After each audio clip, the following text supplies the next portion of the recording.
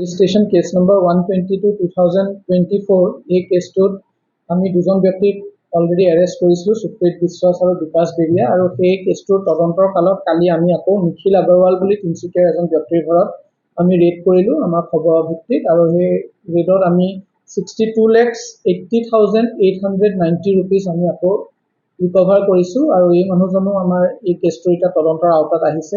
ইতিমধ্যে আমি তেখেতক কালি এভিডেন্সখিনিৰ ভিত্তিত আমি তেখেতক এৰেষ্ট কৰি আজি এতিয়া মহামান্য আদালতত আমি তেখেতক প্ৰডিউচ কৰিম, আৰু আমি আকৌ কাষ্টডিৰ কাৰণে কোৰ্টত প্ৰেয়াৰ দিম, যাতে আমি কাষ্টডি লৈ আৰু যাতে কেছটোৰ তদন্ত আৰু আগবঢ়াই নিব পাৰোঁ।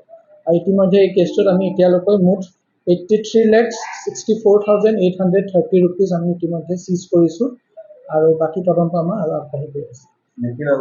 নিখিল আগৰৱালক আমি এৰেষ্ট কৰিছোঁ, তেখেতক আমি এতিয়া আজি কোৰ্টত প্ৰডিউচ কৰিম। গোটেইখিনি আমি এতিয়া তদন্তৰ আওতাত আছোঁ, যিহেতু এই কেছটোৰ তদন্ত কালতেই আমাৰ এই পইচাখিনি ৰিকভাৰ হৈছে আৰু এই কেছটো চিজ হৈছে। চ' এই গোটেই ফাইনেন্সিয়েল পাৰ্টটো আমি এতিয়া তাত এজন ব্যক্তিৰে আৰু বেলেগ কোনোবা ব্যক্তিৰো পইচা ইনভল্ভ হৈছে, গোটেইখিনি তথ্য আমি এতিয়া উলিয়াবলৈ চেষ্টা কৰি আছোঁ। এই কেছটোত আমি যিহেতু এতিয়া ফাইনেন্সিয়েল এছেটছৰ পাৰ্টটো আমি ইনভেষ্টিগেশ্যনত আনি আছোঁ, চ' সেইটো কাৰণে আমি এইখিনি বিবেচনা কৰি আছোঁ। আমাৰ যিখিনি স্পেচিয়েলাইজ এজেঞ্চিজ আছে তেওঁলোকৰ লগতো আমি ভাবিছোঁ ডিছকাশ্যন কৰিম, আৰু তেওঁলোকৰ পৰা যিখিনি সহায় সহযোগ লাগে আমি বিচাৰিম। আজি হয়, আমি দুইজন বিকাশ বেৰিয়া, নিখিল আগৰৱাল দুইজনকে আমি কাষ্টডিৰ কাৰণে কোৰ্টত প্ৰেয়াৰ দিম।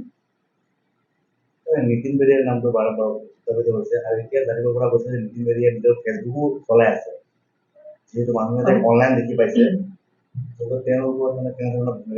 আমি চেষ্টা কৰি আছোঁ, আৰু নীতিন বেৰিয়াকো আমি সোনকালে কৰায়ত্ব কৰিম বুলি আমি বিশ্বাসী, আৰু আপোনালোকৰ জৰিয়তে আমি আহ্বান জনাম তেখেতৰ বিষয়ে কোনোবাই যদি আমাক কিবা তথ্য দিব পাৰে আমি তেওঁ আহ্বান জনাম যাতে আমাক এই কেছটোত কৰায়ত্ব কৰাত সহায় কৰে, আৰু বাকী আমাৰ ইনভেষ্টিগেশ্যন চলি আছে। নীতিন বেৰিয়াকো আমি আশা কৰিছোঁ সোনকালে কৰায়ত্ব কৰিবলৈ সক্ষম হ'ম। ৰেজিষ্ট্ৰেশ্যন কেছ নম্বৰ 122/2024 এই কেছটোত আমি দুজন ব্যক্তিক অলৰেডি এৰেষ্ট কৰিছিলোঁ, সুপ্ৰীত বিশ্বাস আৰু বিকাশ বেৰিয়া, আৰু সেই কেছটোৰ তদন্তৰ কালত কালি আমি আকৌ নিখিল আগৰৱাল বুলি তিনিচুকীয়াৰ এজন ব্যক্তিৰ ঘৰত আমি ৰেড কৰিলোঁ আমাৰ খবৰৰ ভিত্তিত, আৰু সেই ৰেডত আমি 62,80,890 rupees আমি আকৌ ৰিকভাৰ কৰিছোঁ, আৰু এই মানুহজনো আমাৰ এই কেছটোৰ এতিয়া তদন্তৰ আওতাত আহিছে।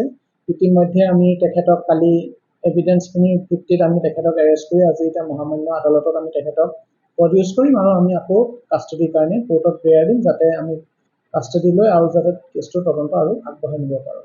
আৰু ইতিমধ্যে এই কেছটোত আমি এতিয়ালৈকে মুঠ 83,64,830 rupees আমি ইতিমধ্যে চিজ কৰিছোঁ, আৰু বাকী তদন্ত আমাৰ আৰু আগবাঢ়ি গৈ আছে।